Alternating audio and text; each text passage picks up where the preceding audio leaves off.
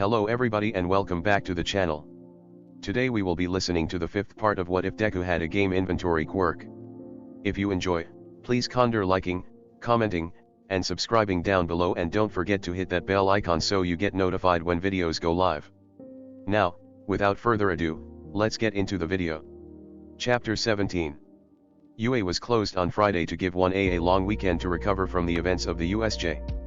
Mom was beside herself with worry until Izuku got home and showed that he didn't have a single scratch.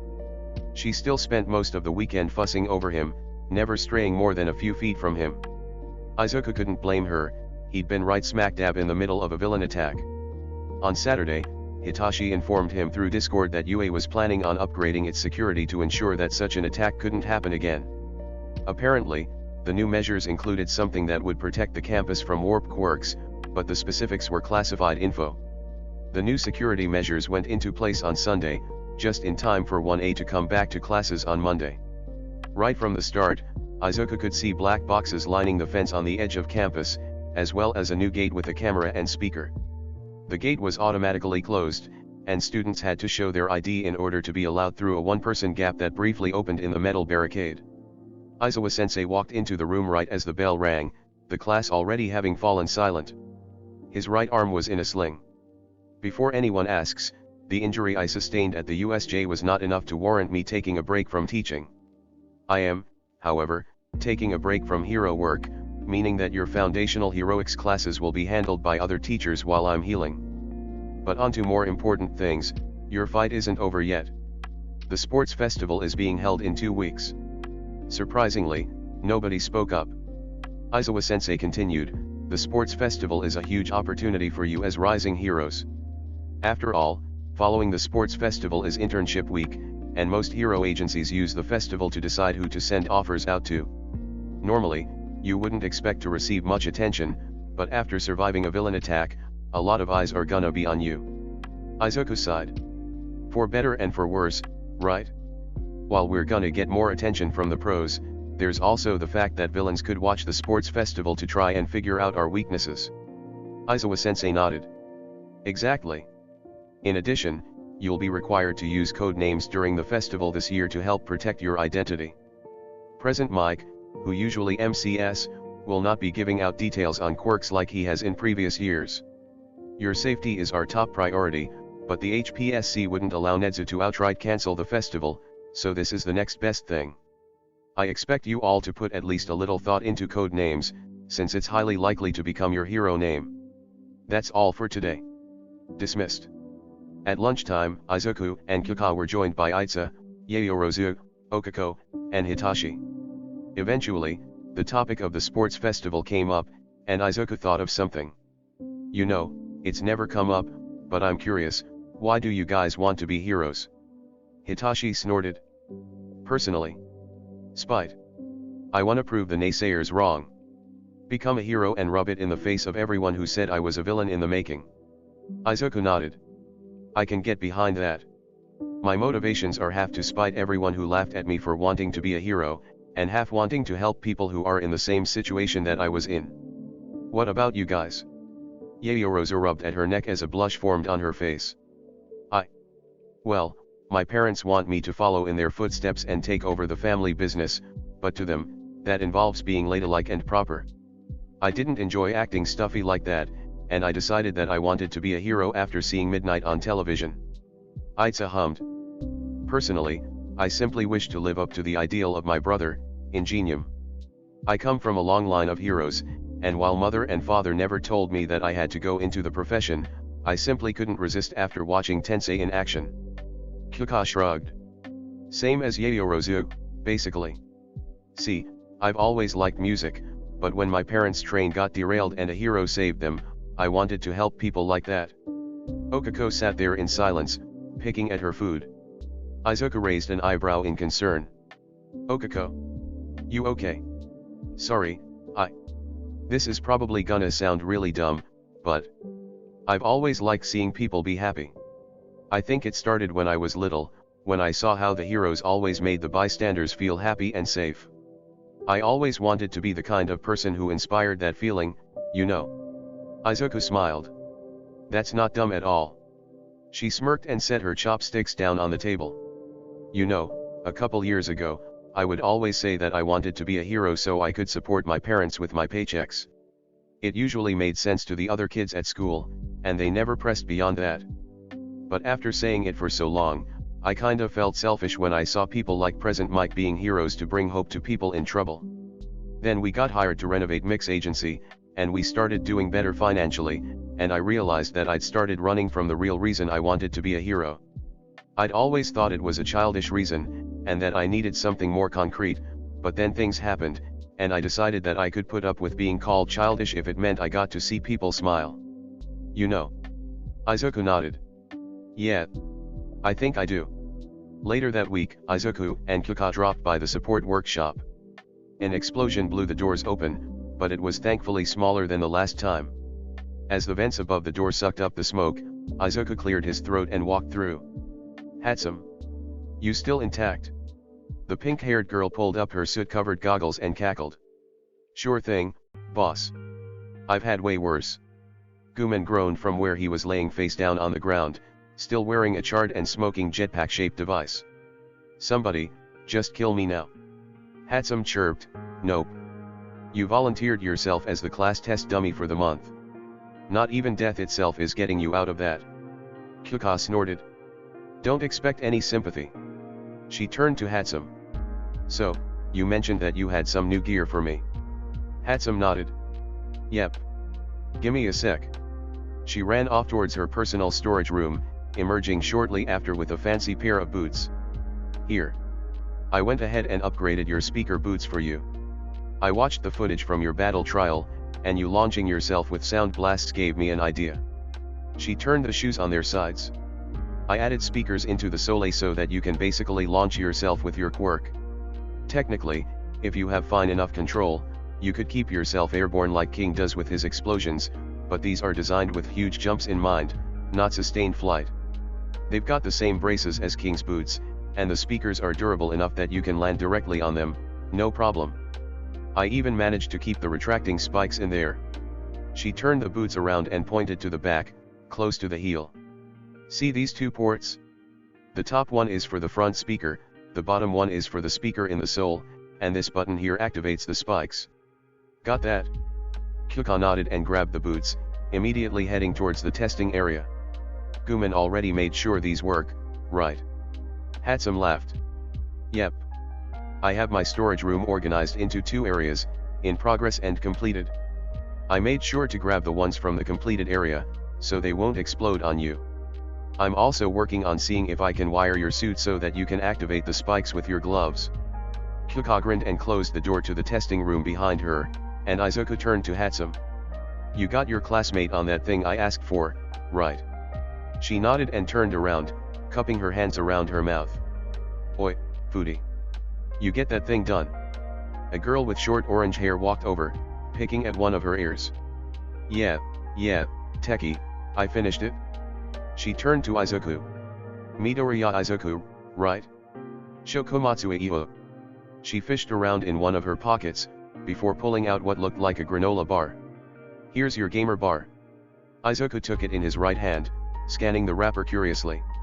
You've got the recipe written down somewhere, right? Shokomatsu nodded. In a way. My quirk is called Recipe Book, and it allows me to keep a list of recipes I've used in a mental notebook. Kinda like your quirk, except I don't have a physical aspect to it. Go ahead. Izuku unwrapped the bar and took a bite, chewing a bit before swallowing. Immediately, he could feel his mental gas gauge shoot up. Damn, that's packed. And tasty, which is a nice bonus. So, 1 bar is the equivalent of a full meal nutritionally. Shokomatsu nodded. Just like you asked. Initially, I was wondering why Techie wanted me to make a high-calorie food bar, but once she finally got around to explaining, it made a lot of sense. Izuku grinned. Thanks, these should help out a lot. Shokomatsu grinned back. Not a problem. They should also be useful for when we're pressed for time on a project and can't leave the workshop for too long. I know Techie's gonna be a major customer. Izuku raised an eyebrow. Is there a reason you call her Techie? Shokomatsu shrugged. She calls me Foodie. Izuku snorted. Fair enough. So far, Izuku hadn't put much thought into 1B or Gen Ed. However, with the sports festival on the horizon, they decided to make themselves known in a way that couldn't be ignored. The Thursday before the festival, Katsuki opened the classroom door to head to lunch, only to be met by a crowd of people standing in the hallway. "What the hell do you guys want?"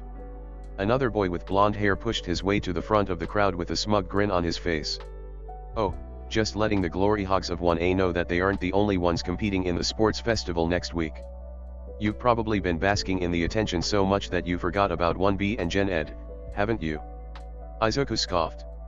"Bitch, please. Basking in the attention, my ass. We were attacked and in very real danger of being killed. You think we're proud of that, Monoma Niato? You think we wanted to be attacked? Fuck that. Now shut your ass up before I put in a complaint with Kendo and Shouta about your behavior." Hitachi glanced out the door and grunted. "Tajike, I see you over there. Don't tell me you're encouraging this." A brown-haired girl sighed and pinched the bridge of her nose. "I did not intend to come, but Monoma riled up the rest of the class, so I decided to come along as class representative and a voice of reason." Another student scoffed, "I'm surprised Mr. Big Shot Hero bothered to remember anybody from his old class." Hitachi rolled his eyes. "I was only with you guys for a day, it's not like I had much of an opportunity to learn everyone's names. Besides, Tajike was, like, the one person who actually talked to me." Izuku sighed, and all attention turned to him. "You do realize that this kind of first impression basically nukes any chance at positive relations, right? If you declare war in the very first meeting, it basically guarantees that we're gonna hate each other. I mean, sheesh, at least get to know a guy before you swear to kick his ass." Katsuki pointed his thumb at Izuku. "What he said? Now move, I'm starving and you're blocking the way to the cafeteria." As the blonde stalked off, Monoma laughed sarcastically. "You see? So self-absorbed that he gives no thought to anyone else." Izuku rolled his eyes. "Nah, he's just an asshole to people who are assholes to him. If you didn't come out swinging with the declaration of war, he'd have been nicer about it. You had that coming to you. Ever heard of the golden rule?" A girl with vine-like hair standing behind Monoma recited, "Do unto others as you would have them do unto you." Izuku nodded. "Bingo. You come at us like jackasses? We're gonna be jackasses back. Consider yourselves lucky that Kendo and Shouta gave a better first impression of your class during the rep meeting the other day than this sorry performance. Those two are probably the biggest reason why relationships with your class haven't been completely shot." Kendo appeared out of nowhere and smacked Monoma across the back of the head. "Sorry about him, Midoriya. I swear I'm trying to reel him in, but nothing's working yet." Izuku grinned. "It's fine. Can't wait to see your classmates show off in the sports festival next week." He raised his voice to address the rest of the crowd. "You all want to declare war on 1A? Prove that you're just as strong as us? Fine. As class representative, I accept. But just making a declaration isn't enough. You have to prove that you've got the skills to back it up. Izawa-sensei takes nothing less than the best in his class, so you'd better give it your all if you want a transfer. Plus ultra." Later that day, they came back to the classroom from lunch to find Izawa-sensei and Kayama-sensei already standing by the podium. They quickly found their seats, and the bell rang. Izawa-sensei sighed and stepped up to address the class. "Right. Today's foundational heroics class is more informational than practical. Remember how I said you should be thinking about your code names? Well, today, you'll be deciding on your code names for the sports festival. Usually, this would be held the Monday after, but since they're required this year, we're doing this now." Kayama-sensei seemed to take that as her cue. "As for why I'm here? Well, I'm your judge. Shouta here is absolutely terrible with names, and considering I teach PR to the second years, it's the logical choice. Now, before we get into the actual decisions, something to keep in mind, your code name, and your eventual hero name, is intended to reflect on who you are as both a hero and a person. All Might, Endeavor, Hawks, Best Genist. All of them say something powerful about the person they refer to. In addition, changing your hero name is a very complicated process, so choose wisely, or you'll have hell to pay later." Kayama-sensei pulled a stack of whiteboards and dry erase markers out of the podium, and Izuku walked up, handing half of the stack to Yaorozu before distributing the items among the class.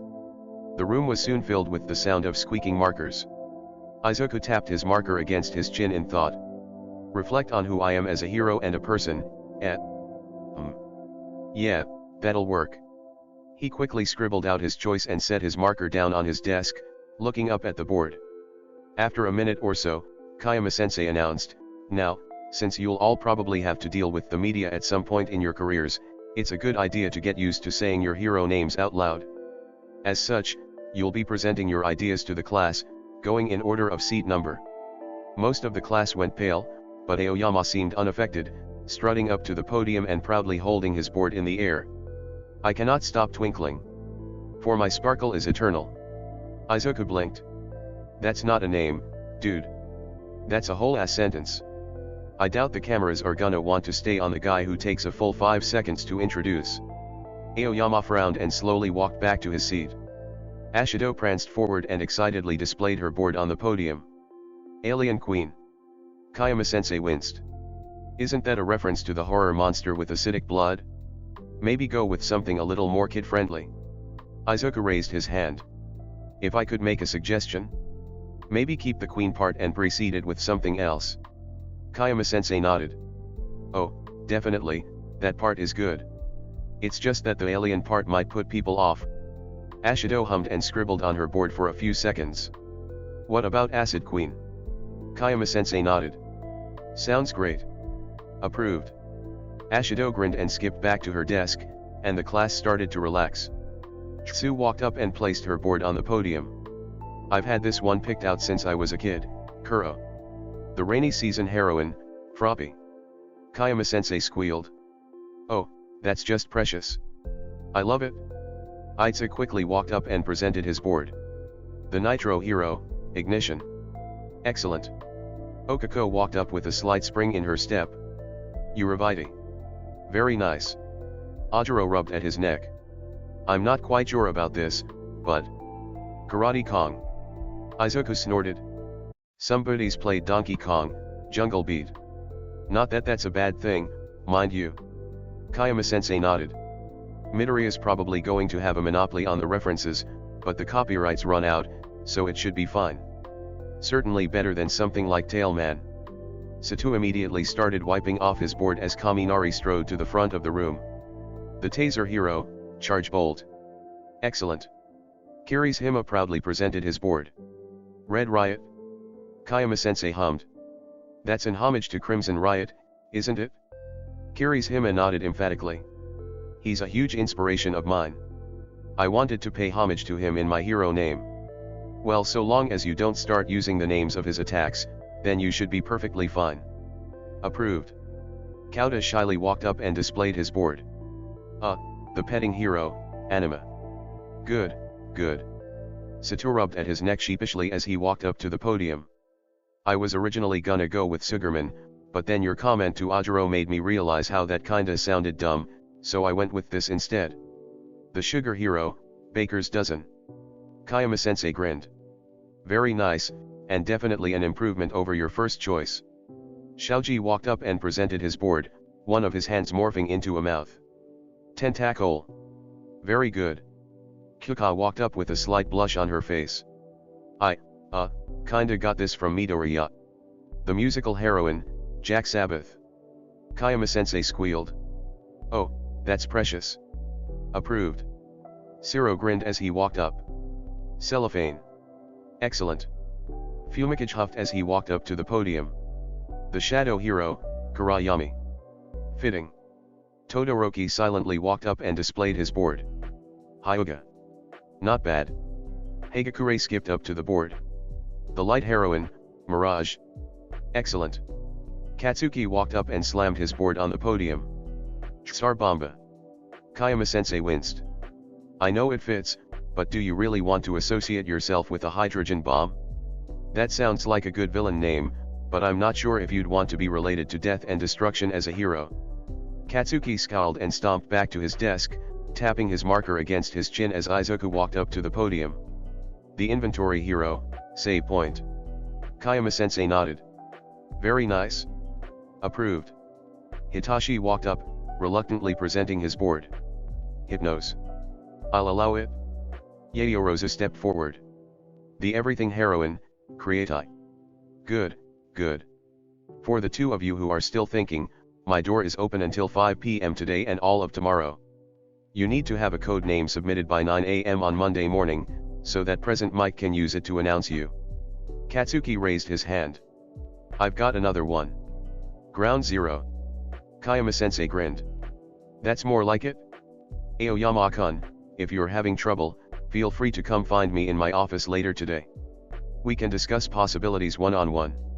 As for the rest of you, don't think you can relax, the festival will demand your best effort. Chapter 18. Present Mick's voice rang out over the loudspeakers. Ladies, gentlemen, and listeners of all identities, welcome to UA's Sports Festival. In just under half an hour, you'll get to see our wonderful first-year students show their skills. Aizawa-sensei groaned. I can't believe you talked me into this. Izuku took that as his cue. Standing up, he stuck his index finger and thumb in his mouth and let out a piercing whistle. Immediately, the entire room turned to face him. All right, people, listen up. We've got a lot of eyes on us out there today. They're watching the class that got attacked by villains and survived, and I want you all to show them exactly what we can do. Go beyond. The class shouted, plus ultra. Izuku nodded and headed towards the door, sensing the class falling in behind him and Yayorozu. They walked out of the room in double file, stopping just inside the hallway that led into the stadium. Mike announced, starting us off, it's the class that's already fought villains and survived, 1A of the heroics course. The cheers were almost deafening as the class filed onto the concrete square in the middle of the field. Izuku glanced up towards the civilian section of the stands, waving as he saw Mom sitting next to Aunt Mitsuki and Uncle Masaru.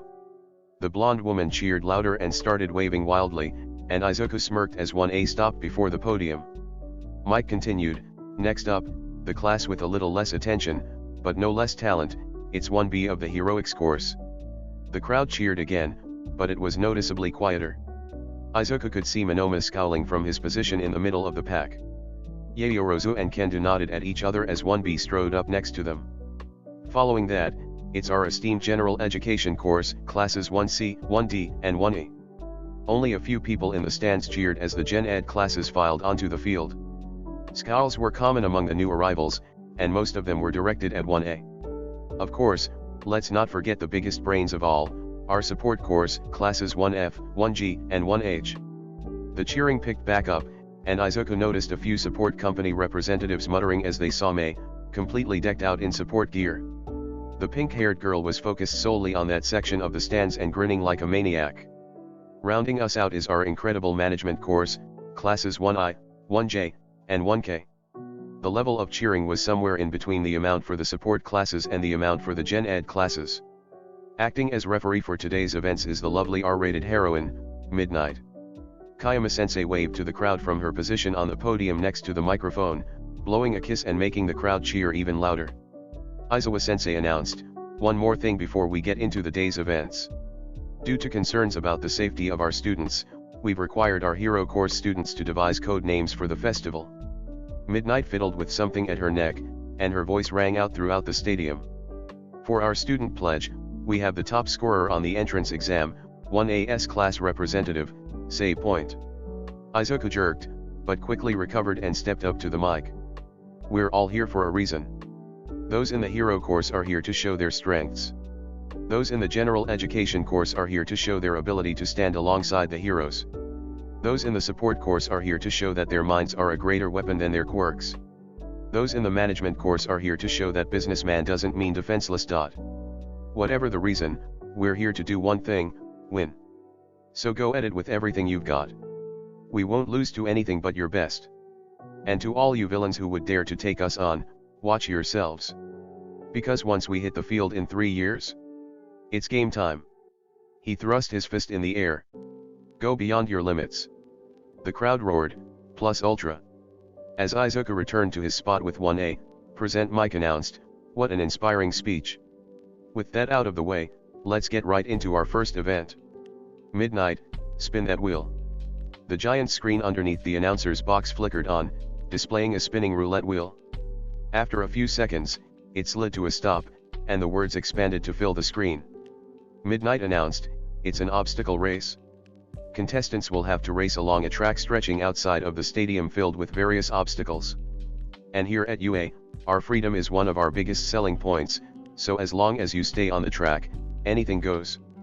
Quirk usage is allowed, and you can attack the other racers, but anything lethal is a no-go." Mike announced, "The race starts in 30 seconds. Better get a good starting point." Immediately, the students started crowding towards the gate with lights above it. Izuku hung back, as did the other hero hopefuls. The hallway itself is the first obstacle. If you're not up front, then you're gonna get stuck in the middle. Katsuki huffed. "It'll be like the break-in all over again." Izuku grinned. "Not quite. After all, this time, we're allowed to use our quirks to get through." Kyuka hummed. "That would be comforting, if it weren't for the fact that I'm wearing my gym uniform and not my hero costume. Any ideas?" Izuku snorted. "Nuh-uh, this is an individual event. Figure it out yourselves." Present Mike started counting down from 10, and the air in the hallway grew cold. Okako frowned. "I think Hyuga's going to freeze the ground once the race starts, in order to give himself a head start." Izuku sighed. Only worried about himself again. "Ah well. See you on the other side." Present Mike shouted, "Go." Immediately, the crowd of students surged forward. As predicted, those near the front got through almost immediately, but everyone further back got stuck trying to push through. Izuku ran forward and jumped, just before Todoroki froze the crowd in place. Izuku's hair glowed, forming his extreme gear in his right hand. Todoroki jumped in shock as Izuku sped past, the green-haired boy not even throwing a backwards glance at the other student. Todoroki started running, only to pause when the ground rumbled and several robots from the entrance exam erupted from the dirt ahead. Izuku paid them no attention, ducking and weaving between the limbs of the zero-pointers as Mike announced the Robo Inferno. He was on the other side of the massive robots in seconds, streaking off along the track. Mike announced, "And save point avoids the swarm with ease." As expected from our top performer in the entrance exam, he has no problems getting around these massive robots. Izawa-sensei huffed. And with his quirk taken into consideration, there's absolutely no way for any of the planned obstacles to slow him down at all. "We really didn't account for flight this year, did we?" Mike shushed his fellow announcer. "Quiet, Eraser.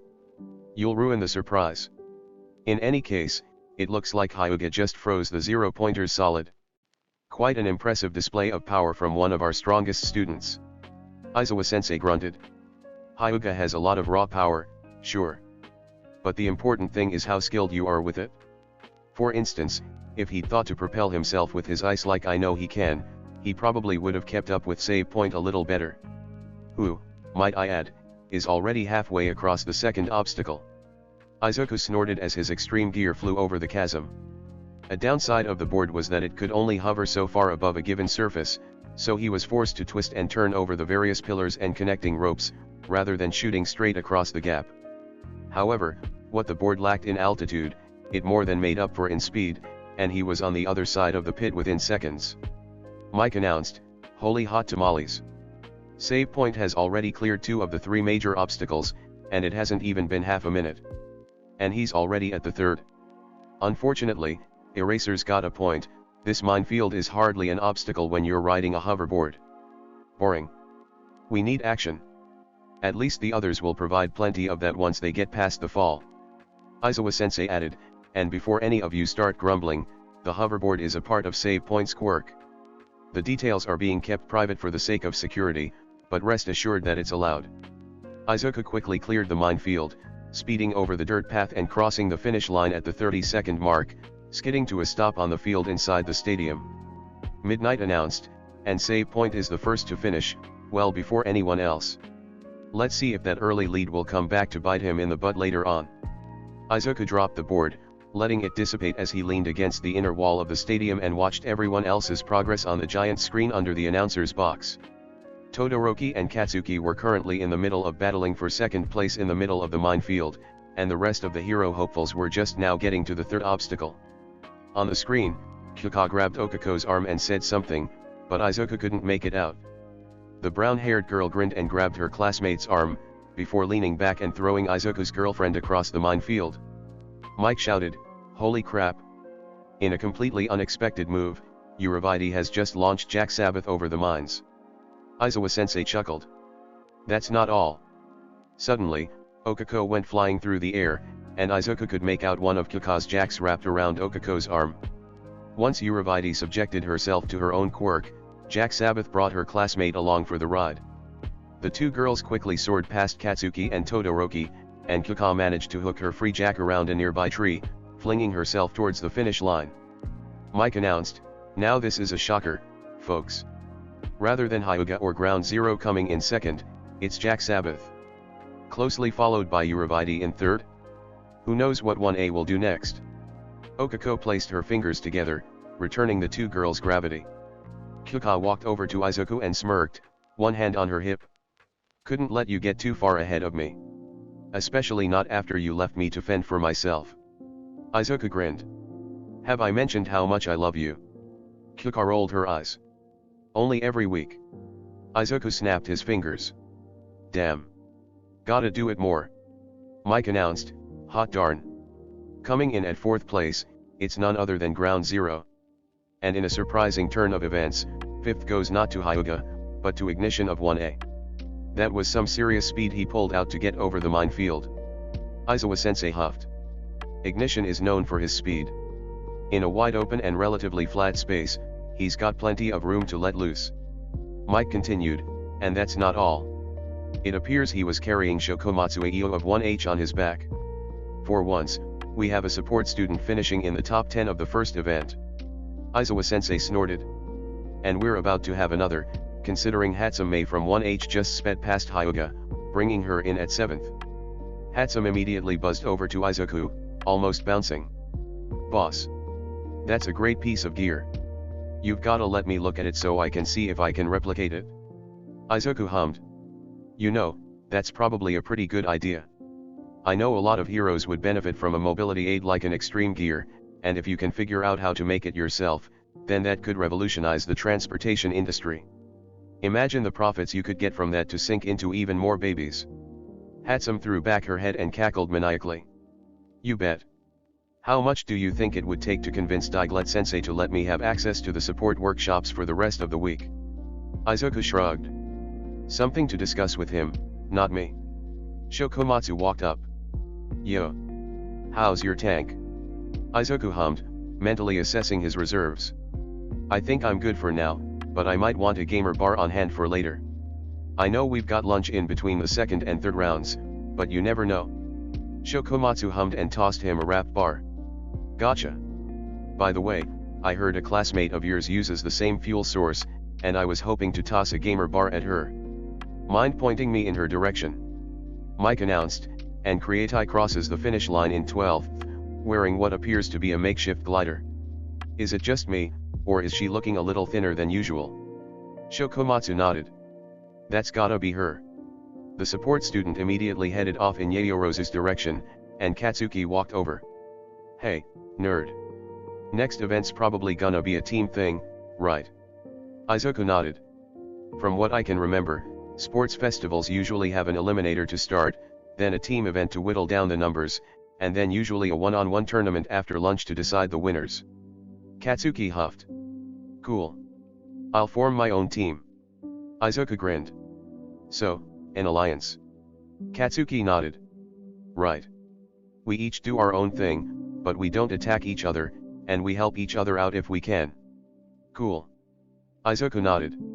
"Cool." Katsuki walked off, and Izuku turned his attention back to the screen. He watched as several more students crossed the finish line, until Aoyama limped into the stadium in 42nd place. "Present," Mike announced, with Starlight Nova entering the stadium. "We have our 42 competitors for the next event. Those of you still on the course, please exit and make your way to your respective areas of the stands. Those of you stuck in the net at the bottom of the fall, hang tight, power loader will be along shortly to dig an exit tunnel."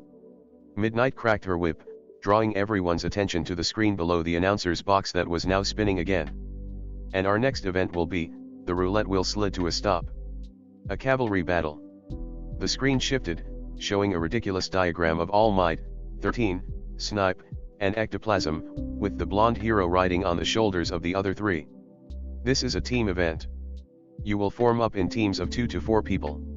Each team must have at least one rider and at least one horse. The rider will wear a headband displaying the team's point value. The goal? Get as many headbands and rack up enough points to move on to the final event. Your point value is determined by how well you placed in the previous event. 42nd place is 5 points, 41st is 10, 40th is 15, and so on. This goes all the way up to 2nd place, with a point value of 205 points. Izuku hummed. So, the better your performance, the more you have to defend your points from other teams. Midnight continued, however. We here at UA don't believe in riding others' coattails to victory. As a result, the first place finisher of the obstacle race is worth 10 million points. Immediately, everyone turned to Izuku with hunger in their eyes. He met the stairs confidently, his eyes holding a challenging glint. Midnight finished, you'll have 10 minutes to form teams, receive your headbands, and find a spot on the field. After that, it'll be 30 straight minutes of chaos. Now get moving. Your 10 minutes of prep time start now. Immediately, most of the crowd broke away from Izuku, forming their own teams and eyeing him hungrily. He turned to Kyuka and raised an eyebrow. Are you sticking with me, or are you getting a new boyfriend? Kyuka snorted. We've worked together on enough things, it's time we had a little competition. Don't think we aren't going to Mount Tekri this weekend, though. Izuku grinned as she walked off, before turning around.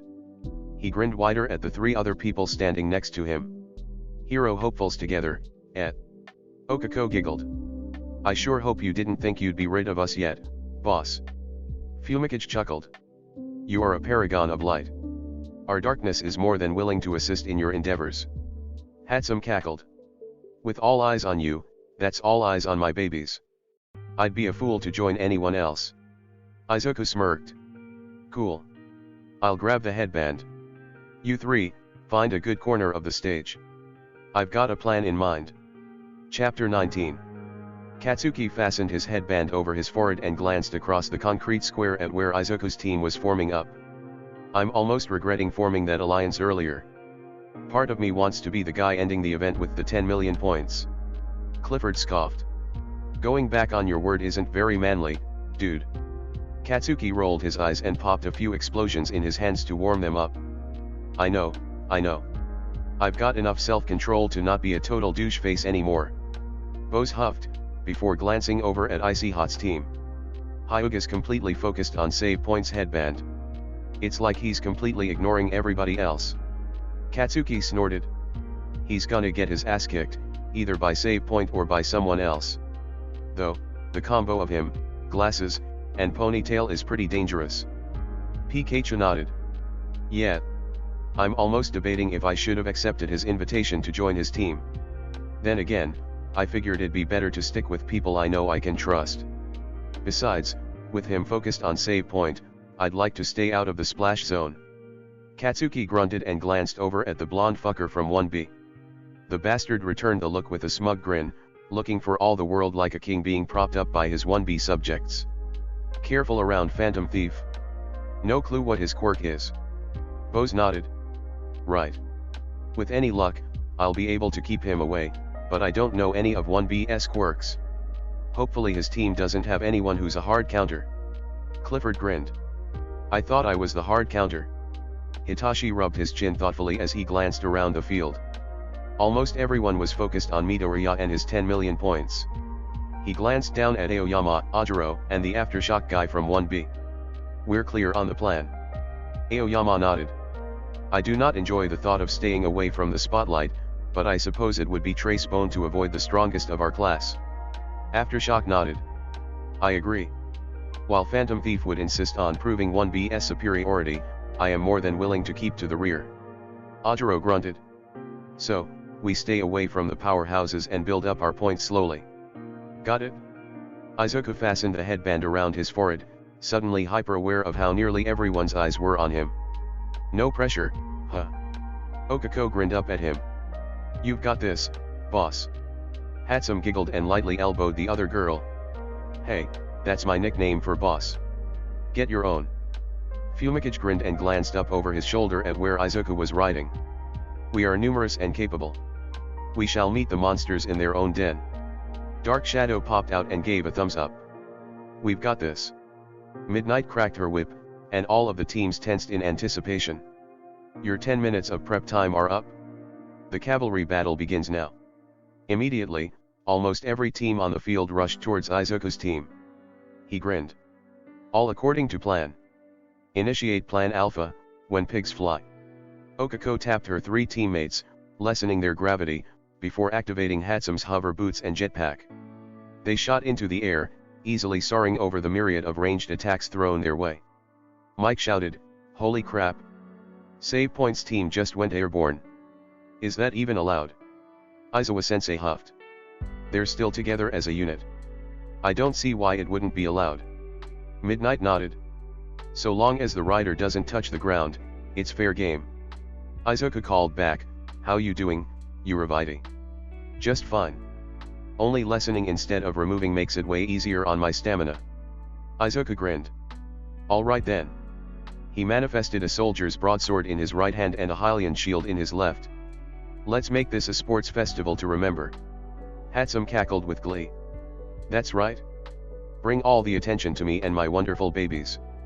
They were forced to bob and weave around a multitude of projectiles and a long tongue from between Shaoji's arms. Izuku narrowed his eyes at the sight of purple balls flying towards him from the same team. "Hang on. New objective, go after Tentacle's team." Fumikage asked, "Why? Do you hold a grudge against Froppy or Tentacle for something?" "No, I just think our former classmate wormed his way into their team. Though, wasn't he expelled? What's he doing at the sports festival?" Okako scowled. "Whatever. Let's give him hell." They swooped down, Dark Shadow appearing and prying Shaoji's arms open. As expected, Tsu was crouched on the larger boy's back alongside Mineta. In the blink of an eye, Izuku replaced his soldier's broadsword with a metal bat and swung, hitting Mineta dead on and sending the tiny boy flying. Immediately, Tsu let out a sigh of relief. "Thanks, Kuro. Tentacle and I didn't want him on our team, but he stuck himself to Tentacle's back with his quirk and refused to let go." Izuku grinned. "Thank us by not taking our points." He leaned back to avoid a spray of green scales. "We're under enough pressure as it is without you two joining in." Tsu nodded. "Of course, Kuro." The two teams separated, and Izuku's team flew above a barrage of flying horns, thrashing vines, and the word "pow" appearing out of nowhere. "Come on, let's keep this up." Katsuki matched the blonde fucker blow for blow, explosion for explosion. "Come on, step it up already.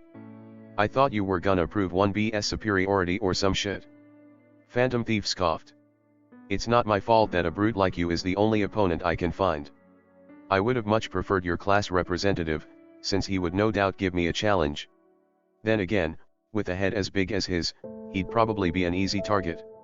Katsuki felt something snap in the back of his head. "The fuck did you just say?" "You heard me. I'm honestly surprised he managed to get his headband around that massive ego of his. Flaunting his status just to get out of responsibilities. Tell me, how often does he tell your classmates to do his homework for him because he's in charge as class rep?" Katsuki felt his temper flare so high, it actually looped back around to calm. "You're gonna wish you hadn't said that." He felt a pair of jacks settle into his hands, and his grip tightened. Knowing his teammate's plan, he swung back and around. Bows flew up and over Katsuki's head, smacking into Phantom Thief's face with a marvelous dropkick. She planted one foot on the front horse of Phantom Thief's team and another on the fucker's chest and pulled one hand back. "The fuck did you say about my boyfriend?" Bows decked the fucker in the face with an absolutely beautiful haymaker, following up with an uppercut to the chin that actually lifted him into the air, before pulling her right foot back and nailing him directly in the crotch.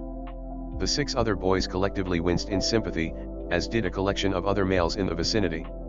Bows grabbed Phantom Thief's headband and ripped it from the fucker's forehead, before punching the guy in the face again and backflipping to land behind Katsuki. Phantom Thief crumpled in his seat, his teammates the only thing keeping him off the ground and still in the game. Mike screeched, "Yush." Jack Sabbath just laid the absolute smackdown on Phantom Thief. Wonder what got her so riled up. Sensei snickered, nothing he probably didn't deserve. Jack Sabbath doesn't get mad without good reason, So Phantom Thief must have really pushed her buttons to get her that angry. Bose handed the headband up to Katsuki, who took it and wrapped it around his neck. Got your rage all worked out? She breathed out, and Katsuki swore it almost sounded like a bull. Not quite. I need to punch a few more fuckers in the face. Katsuki grinned and jumped off his team's shoulders, keeping himself airborne with his explosions just long enough for the horses to rearrange so that Bose was at the front. Then by all means. Let's go find you some fuckers to punch in the face. Izuku dimly noted Kika going on the warpath somewhere in the background, only to swear under his breath as his face was nicked by one of Dragon Shroud's scales. Shit. Uravite, how's the flight setup looking? She grunted. Not good. Jetpack's sputtering, and the hover boots are only staying a few inches off the ground. Hatsum, you're gonna need to make some major repairs during lunch if you wanna use these during the tournament. Dark Shadow popped up and punched apart a wave of ice sent their way by Todoroki. The two-toned boy was unfazed, staring across the field at Izuku's headband. I've let you survive for too long. I'll be taking that headband now. Izuku scoffed and readied his shield. Try it, Jack Frost. Ignition. The blue-haired boy shouted, Recipro burst. Blue flames shot from Itsu's exhaust pipes, and Todoroki's team shot forward. However, Fumikage and Dark Shadow had been training. The shadowy bird flew out, grabbing Yayoro's shoulders and halting the other team in their tracks. After a few seconds, Itsu's engine sputtered, and Dark Shadow let go, quickly flying back to Fumikage and retreating under his shirt. Izuku stared over at Todoroki and raised an eyebrow. You were saying? Todoroki merely huffed and grabbed the end of a pole created by Yayorozu. Frost sped down the pole and across the cement, freezing the nearby teams in their tracks. Walls of ice erupted from the ground, trapping Izuku's and Todoroki's teams within a tight space. No matter. You will not escape again. I will succeed. Izuku snorted. Pretty dismissive of your teammates, aren't you? Todoroki opened his mouth to respond, only for an explosion to rip a hole through one of the ice walls. Katsuki's team stepped through, and Kika split off, immediately running over and jumping at Todoroki, latching onto his front and pulling one arm back. With an uncharacteristic roar, she punched Todoroki in the face, ripping off his headband and jumping back as the two-toned boy slumped in his seat atop Itsu and Yayorozu. Kika ran back to her team and tossed the stolen headband up to Katsuki, who wrapped it around his neck and tossed Izuku a thumbs up. You okay, nerd? Izuku glanced worriedly at where Kika was nearly frothing at the mouth. Is she alright? Just angry from when Phantom Thief was talking shit about you. She needed an outlet. Present Mick's voice rang out, time's up. The cavalry battle has now concluded. As the ice walls started to melt, Izuku started to get a good view of the battlefield. In first place, having hung onto their 10 million points from the very beginning, Team Save Point. Izuku slid off his teammates' shoulders and held his hand up, grinning as they high-fived each other. In second place, having taken out several major players throughout the event, Team Ground Zero. Kika stumbled as the adrenaline faded, and Izuku immediately walked over and wrapped her in a bear hug. In third place, having stayed in the background and accumulated plenty of points, Team Hypnose. Izuku glanced over at where Hitachi was looking smug atop his 3 horses. And finally, having recovered from their loss and regained enough points to pass, Team Phantom Thief. Izuku could feel Monoma's glare as the rest of his team started celebrating. Midnight announced, for those of you who didn't make it to the final event, don't worry. We'll be holding a few recreational events outside the stadium after lunch while we construct the arena for the final event. There are also several booths set up around the stadium with snacks and small games, but don't go too far. The main event is yet to come. Izuku immediately picked Kika up off the ground and carried her off the field. She turned herself around and wrapped her legs around his waist, holding on like a koala. Once they'd found a relatively private hallway, Izuku slid down the wall and started running his hands through Kika's hair. You wanna talk about it? She melted into his embrace, grumbling incoherently. After a few seconds, she muttered, he said you had an ego. He thought that you used your position as class rep to make other people do your work for you. I punched him in the face, then hit him in the chin so hard he went airborne, then kicked him in the dick. Izuku chuckled and ruffled Kika's hair. Sounds to me like he deserved it. The other poor teams, not so much, but definitely Monoma. She grumbled and buried her face in his chest. They sat like that for a little bit, until Kickoff finally leaned back and took a deep breath. Thanks. He just really pushed my buttons. Izuku grinned and stood upright, pulling Kickoff up with him. We've all got our triggers. Are you feeling up for lunch? Kickoff opened her mouth to respond, but her stomach beat her to it, growling loud enough for both of them to hear. I guess so. Izuku chuckled, before swinging her up so that she could sit on his shoulders. Yeah. Come on, let's get to the cafeteria. Shouta scowled. You're saying he was re-enrolled because of what? Netsu sighed. While his mother is no longer on the school board, his father still holds considerable influence within the HPSC. Through several machinations that I do not wish to detail, they threatened me into revoking young Minoru's expulsion, though they did not specify which course to place him in. I thought that placing him in general education would keep him away from the young women of the hero course. Evidently, I was mistaken. I have already expressed my apologies to young Azui on the subject, and she was most understanding. Rest assured, he will receive his just punishment. Shouta grunted. He'd better. He forced two of my students into an arrangement that neither of them were comfortable with. He's lucky that he's not in my class. Netsu chuckled. I am well aware of that, Shouta-kun. If that is all, I must be getting back to sorting through these internship offers. This year is truly impressive, to be receiving so many requests this soon. Chapter 20. After lunch, Izuku and Kickoff sat next to each other in the stands and watched Cementos use a hose connected to the wall to shape a flow of cement into an elevated arena, complete with stairs and torch stands. Once the hero had finished, a group of robots emerged from a side hallway and painted white lines to mark the edges of the arena, before lighting the torches and filing back under the stands. Present Mike announced, "All right folks. Our stage is set, so get back to the stadium. Contestants who passed the cavalry battle, please make your way to the field." Izuku stood up and stretched, feeling his various joints pop. He swept Kickoff into a bridal carry and stepped up onto the wall between the stands and the field, before taking a step forward and dropping to the grass below. Kickoff smirked and lightly punched him in the chest, before rolling out of his arms and springing to her feet. Dork. Izuku grinned. You know you love me. Kickoff giggled. That's why I love you, dork. The rest of the competitors quickly filed into the stadium, and the stands started to fill up again. Once all 16 competitors were standing in front of the arena, Midnight cracked her whip and drew everyone's attention. All right. Time to decide on our final event. The roulette wheel started spinning on the giant screen again, only to freeze. Oh, who am I kidding? The only way to finish a sports festival is with a one-on-one tournament. The screen displayed a mock explosion, which faded to reveal an empty bracket with 16 spaces. Mike announced, while you all were having fun in those recreational events, we up here in the announcer's booth were busy deciding on the matchups for the tournament. And here they are. The 16 empty boxes flipped around to show a list of names, and Izuku hummed to himself. This should be interesting. Save Point vs Phantom Thief. Hypnose vs Air Wall. Charge Bolt vs Vanta Black. Starlight Nova vs Red Riot. Jack Sabbath vs Spiral. Hatsune vs Aftershock. Karayami vs Karate Kong. Uraviti vs Ground Zero. Okako and Katsuki grinned at each other, sharing a fist bump. Aoyama looked over at Kiri's Hime nervously, as though remembering the redhead's performance against Todoroki in the battle trials. Similarly, Ajiro looked anxious at the thought of going against Fumikage. Izuku glanced over at Monoma and smirked. The blonde huffed and turned around to talk to his teammates, his arms crossed. Huh.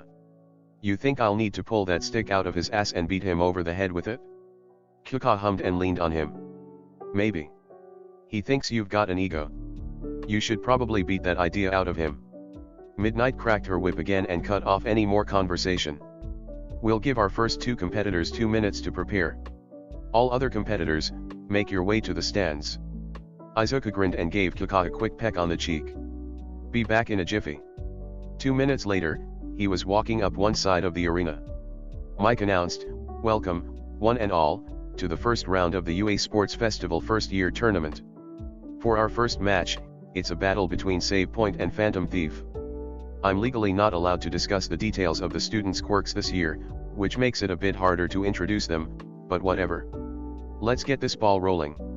Izuku stepped up onto his side of the arena, looking over at where Monoma was smugly standing on the other side. Midnight announced, "Alright, listen up. You win by forcing your opponent off the stage, getting them to surrender, or otherwise rendering them unable to move. Quirks are allowed, and you can play dirty, but nothing lethal. Understood?" Izuku nodded. Monoma huffed and waved his hand dismissively. "Whatever. Let's just get this over with." Midnight raised her hand. "On your marks." Izuku briefly debated using his Lucio gear to end it quickly, but he decided against it. Monoma needs to be knocked down a peg. Overpowering him with strong items won't accomplish that. Keep it simple. Midnight's arm went down. "Fight." Izuku rushed forward, his metal bat appearing in his hand as he ran. Monoma charged to meet him, his hands enlarging and beginning to spin. They approached at the center of the arena, and Monoma thrust forward, his enlarged hand basically forming a huge drill aimed straight at Izuku's face. At the last second, Izuku dodged, springing to the side off his right foot and darting around his opponent. You know, a huge problem with that move is that you leave yourself wide open if your target dodges. That giant hand makes a huge blind spot. Monoma stumbled forward, off balance, and Izuku struck. He darted forward and swung, his bat slamming into Monoma's back and sending the blonde stumbling towards the edge of the arena. He quickly recovered, shrinking his hands and turning to face Izuku again. "You would know about blind spots, wouldn't you, one it what? Then again, with how much you look down on other people, it's a wonder you can see what's under your nose at all." Izuku huffed. "I don't know where you got the ridiculous idea that one looks down on everyone else, but it's wrong. Pull that stick out of your ass before you force me to beat you over the head with it." Monoma laughed drily, his hands still spinning. Resorting to violence right off the bat. Typical one, a glory hog. All you care about is stealing the spotlight from the superior class. Izuku rolled his eyes, dodging and weaving around the blonde's clumsy thrusts. Remind me again, who went out to a news station and bragged about surviving villains? Oh, wait, that's right, nobody did. You think we asked to be put on the spot? I, personally, would love nothing more than to wait in the background for a couple years before making my debut. But we were forced into the limelight far earlier than we had any right to be. You think I wanted that? You think we wanted to put our lives on the line less than a week into the school year?" Monoma growled, his attacks growing desperate. "As if you would truly care about anyone else. All you ever do is lord your so-called heroic quirks over those of us who had to work to get here. Just because I don't have my own original quirk doesn't mean that I can't be useful on my own." His hand stopped spinning, and Monoma lunged, grabbing Izuku's left arm. The green-haired boy readied his bat, but Monoma disengaged, jumping back towards the boundary line. "Ah, getting scared? Kman, I promise I won't bite." Monoma scoffed and held his hand out to the side, fingers twitching. "We'll see if you're still laughing once I defeat you with your own quirk." Nothing happened, and Monoma glanced at his hand. "What? I'm getting a blank. But, your quirk isn't a stockpiler. Right?" Izuku snorted, flipping his bat around as he walked forward. "Oh, but it is. Would you like to know when I first knew I had it? A month into my first year of junior high.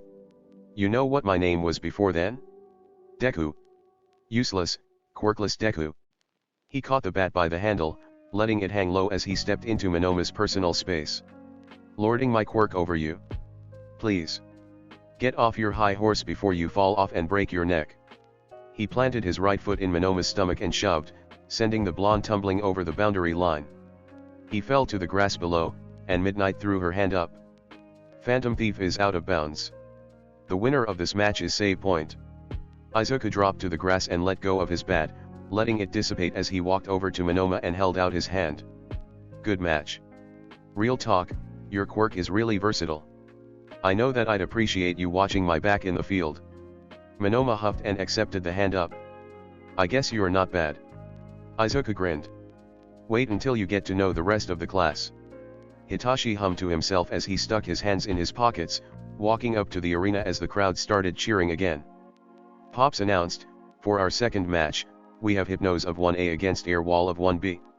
This is sure to be an exciting match." As Midnight re-explained the rules, Hitachi glanced lazily over at where his opponent was standing. Doesn't seem to have any obvious mutations that would hint at his quirk. Can't rely on the code name, since it could be intentionally misleading. Guess I'd better play this one safe. Midnight raised her hand. On your marks. Air wall settled into a combative stance, and Hitachi slightly tensed. His opponent shouted, "Prepare yourself, Hypnose." Fight. Air wall immediately blew into his hand and shot forward, looking like he was holding an invisible plate. Oh. He's advertising his quirk in his hero name. He literally makes walls of air. Not a bad quirk, but he should really make a better effort to hide it. Hitachi lazily walked forward, his hands still in his pockets. Air wall shouted as he swung out, clearly aiming to hit Hitachi with the air disc. Hitachi yawned and leaned backwards, feeling the wind from the attack blow across his face. Thanks for the breeze. I was getting a little warm. Air wall scowled, and his hand swung back. Hitachi stepped backwards, letting the attack fly by, before stepping forward and placing one hand on Air wall's chest. His muscles tightened, and he stepped forward, shoving his opponent back towards the boundary line. Are you just gonna try the same tactic over and over, or are you actually gonna try and hit me? Air wall shouted back, you can't dodge forever. Hitachi grinned lazily. I don't need to. He rushed forward. Air wall threw his air disc like a frisbee, but Hitachi easily sidestepped it and ran in close, grabbing his opponent by the head and taking control of the other boy's mind. Air wall's arms went slack and hung by his side as Hitachi stepped back and crossed his arms with a smirk. Now punch yourself in the face. His opponent complied, his fist hitting his face so hard it sent him tumbling backwards over the boundary line. As Air wall sat upright and shook his head to clear his senses, Midnight threw her arm up and shouted, Air wall is out of bounds. The winner of this match is Hypnose. Air wall rubbed at his face, before looking up at Hitachi and grinning. Good tactic. Hitachi grinned back. You're not bad, yourself. Denki allowed a few sparks to crackle in his palm as he walked up the side of the arena. Vantablack, huh? Wonder what he can do. His opponent walked up the other side of the arena, and Denki raised an eyebrow. So, like, is that a fuckton of body paint, or is your skin naturally like that, dude? His opponent huffed. Is that a weird dye job, or is your hair naturally like that, dude? Denki shrugged. Fair enough. Midnight announced, you lose if you go out of bounds, surrender, or are rendered immobile. On your marks. Denki crouched low, feeling his quirk bubble in his fingertips. Don't expect me to hold back.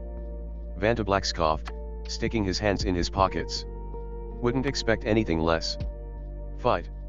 Denki ran forward, electricity crackling around his hands. His opponent grinned, and Denki shuddered. That's creepy. The white sticking out of the black like that. Wait, is he wearing a black undershirt? That's weird. I didn't think that was part of the UA gym uniform. Wait, where'd he go? Denki skidded to a stop just inside the boundary line, glancing back at where there was now an empty gym uniform laying on the floor. There was a quiet giggling, and Denki focused on it. It's coming from the undershirt. He must be able to, like, fuse with black things or something. Vantablack reappeared, thankfully still wearing a black jumpsuit. What's the matter, Charge Bolt? You look like you've seen a ghost. Denki blinked. Wait, I thought your classmate was the Phantom. Vantablack groaned and smacked his forehead, and Denki struck. In that moment of distraction, he darted forward and pressed his hand to his opponent's face, letting out a low-voltage shock that made Vantablack go stiff, just long enough for Denki to grab him by the arm and throw him over the boundary line. Midnight tossed her arm up and shouted, Vantablack is out of bounds. The winner of this match is Charge Bolt. Denki grabbed the guy's gym uniform from the floor of the arena and hopped down onto the grass, holding it out to his opponent. You might want to put this back on. Vantablack grinned and took the uniform back, slipping it on and tossing up a two-fingered salute. Good match. Didn't really see you as the quick-thinking type. Denki snorted. I'm just full of surprises, aren't I? Ajaru banged his fists together as he walked up to the arena, grinning widely as Aoyama slowly walked up on the other side. Mike Sensei announced, for our fourth match, it's a battle between Wanna Boys. Starlight Nova vs Red Riot. Ajaru smirked, relishing how Aoyama seemed to pale at the sight of his hardened arms. You sure you wanna do this, bro? I mean, I basically took out Hyuga solo before. You think you can handle me one-on-one? Aoyama shook his head, gripping his belt and smiling nervously. You may have bested a recommendation student, but I have the advantage of range. You shall not defeat me, monsieur. Eijiro shrugged, rolling his shoulders and feeling his joints pop. Your call, man. Don't say I didn't warn you. Midnight swept her hand down. Fight. Eijiro grinned and ran forward, swatting aside Aoyama's first shot. He sidestepped the second and blocked the third head-on, not stopping for even a moment. Aoyama went pale and fired a fourth time, and Eijiro was forced to cross his arms due to the close range. However, it only pushed him back by barely a centimeter, leaving him more than close enough to step in and slam his hardened fist into Aoyama's stomach, just barely missing the lens on the belt. The blonde Frenchman crumpled to the ground. Midnight threw her arm up and announced, Starlight Nova has fallen unconscious. The winner of this match is Red Riot. The crowd started mumbling at how quickly the match had ended. Aizawa-sensei announced, I'm not surprised. Starlight Nova's quirk is strong, sure, but Red Riot has some of the strongest defenses I've seen. This was a case of a strong force versus a nearly immovable object. A pair of robots emerged from the hallway carrying a stretcher, quickly loading the blonde onto it and carting him off towards the infirmary. Eijiro nodded to Midnight before heading back towards the stands. Alright, that's where we'll leave off for the day. Thanks so much for listening along with me today. If you enjoyed, please like and comment down below. It really helps with the algorithms. I look forward to seeing you next time. Ciao for now, lovelies.